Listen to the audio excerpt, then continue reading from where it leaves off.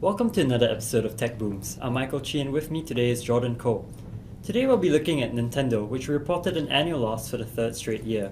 We'll be examining how the global well-loved gaming giant came to face such poor performance. Nintendo is a gaming hardware manufacturer and software developer. It has established itself as a family-oriented company with its most popular game franchises such as Mario, Pokemon and Donkey Kong targeted at children, families and casual gamers. The company was originally founded as a card company back in 1889 and was publicly listed on the Osaka Stock Exchange in 1962.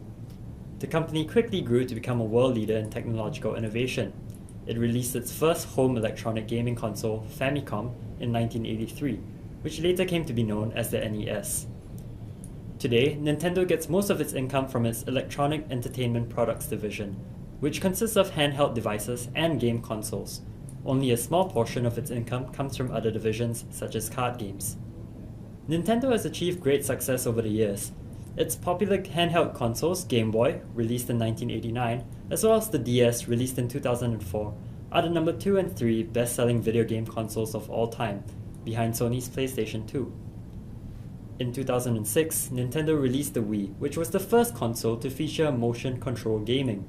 This resulted in its stock reaching a peak of $78.50 in 2007. Most recently, Nintendo released the Wii U back in 2012. However, the console was met with an underwhelming response. Now, Nintendo has demonstrated several strategies with its launch of Wii U. For instance, the company strives to achieve first-mover advantage in the highly competitive environment of gaming industry by introducing Wii U 1 year ahead of the next generation of gaming consoles, but this strategy was proved to be unsuccessful.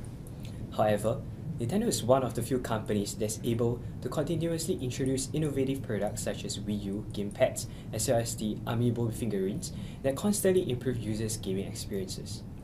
It also aims to achieve vertical integration by establishing the first Nintendo World Store in New York as well as Tokyo back in 2005 to distribute its video games as well as merchandises directly to its consumers and hence bypassing the retailers and distributors.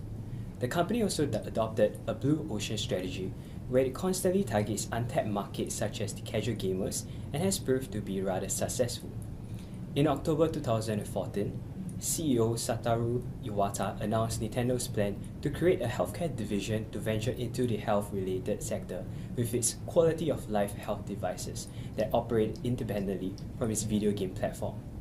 We think that this may be a risky strategy, but if Nintendo is able to leverage on its core competencies, this would certainly be able to diversify their current business model.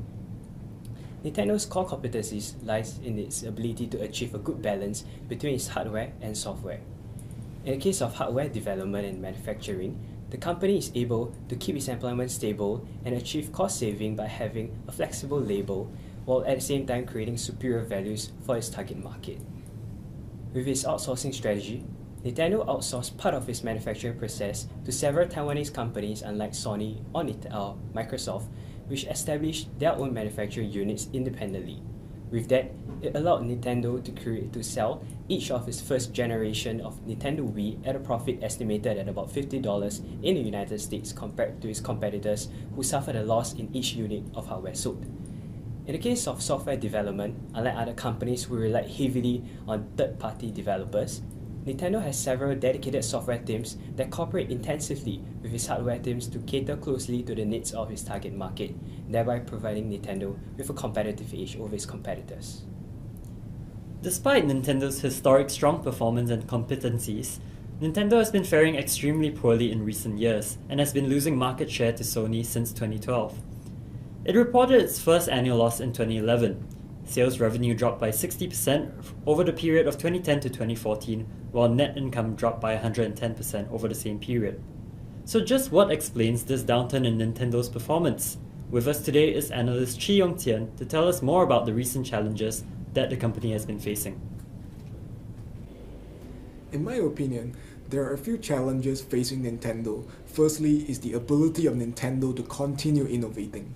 When Nintendo introduced Wii in 2006, it was revolutionary. Motion control made console gaming socially and physically engaging. But today, competitors has caught up with the competition with Sony PlayStation Move and Microsoft Kinect. The ability to further reinvent video gaming is critical for Nintendo's future. I simply do not see it happening. Secondly, Nintendo's strategy is questionable. According to a news report, Nintendo may step up microtransactions and free-to-play games.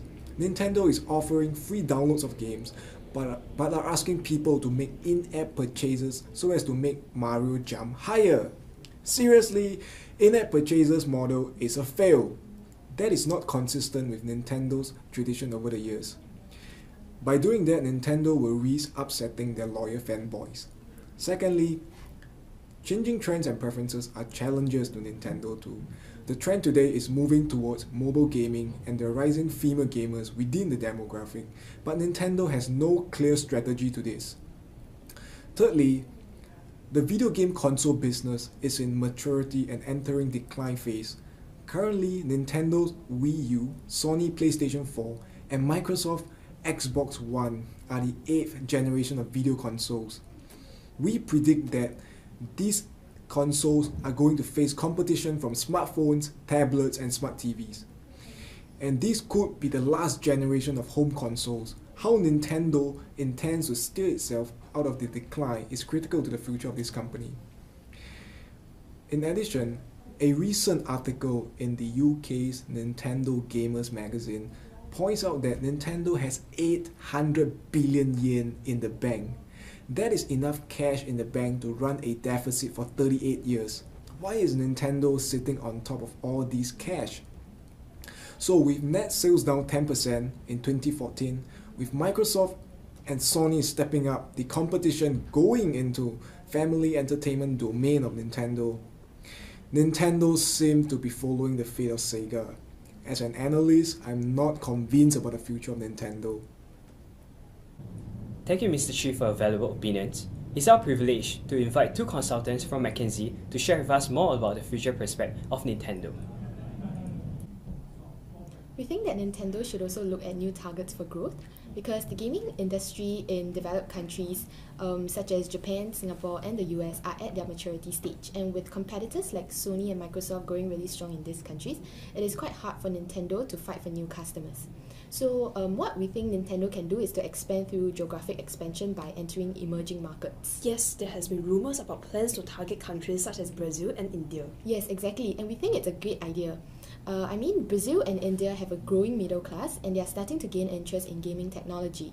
But I think it's important that Nintendo keeps in mind that people in these emerging markets have lesser gaming experience, so it might be wiser for them to create a gaming device or console, especially for these markets, rather than say bringing in just the Wii or the DS.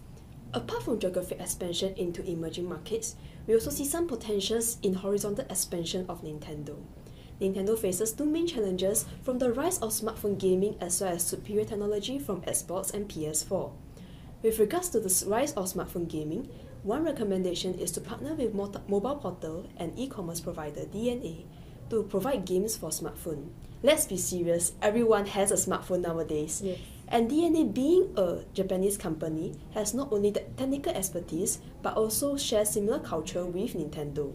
Though this may cannibalize on their console sales, the question is, wouldn't competitors snatch those sales as well? So to deal with the problem of cannibalization, Nintendo should simply release older games on smartphones and tablets to ride on the smartphone waves, while saving the newest game hits for their consoles to maintain differentiation for their hardware devices. Dealing with the superior technology needed, Nintendo can also needs a breakthrough innovation to ensure competitiveness against other high-end consoles. Nintendo can follow a 3C framework. Nintendo's core competency is in their breakthrough innovation for customers to experience a virtual reality. Also, with all the positive news about Oculus, Nintendo should quickly adopt the Oculus technology before their competitors do. Beside the game industry, there has been many discussion about a potential Nintendo theme park. We definitely see much synergy in the resource transfer, such as the tapping of recognition of Nintendo's characters, as these characters are so popular with people of all ages.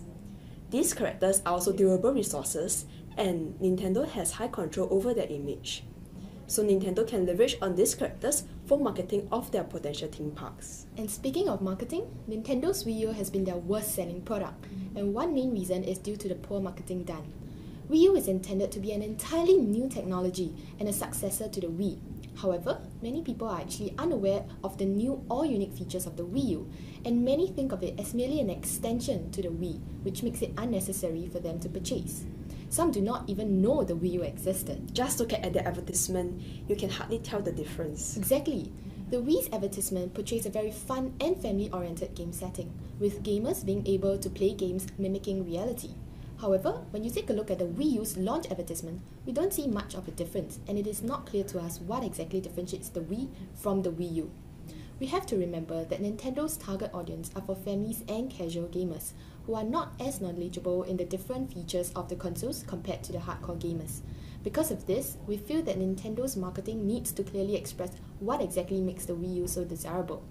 So going forward, Nintendo has to keep in mind that its competency is in breakthrough innovation, and they have to show how their new products will offer such a breakthrough experience through their marketing. Thank you, Julian and Kane. With that, it is certainly a viable strategy for Nintendo to explore horizontal integration or venture into the relatively untapped emerging markets. In addition, Nintendo should look into stepping up and improving its marketing strategies to ensure that it does not lose further market share to competitors such as Sony and Microsoft. That brings us to the end of today's episode of Tech Booms. I'm Michael Chi. And I'm Jordan Cole. Thank you and see you next time.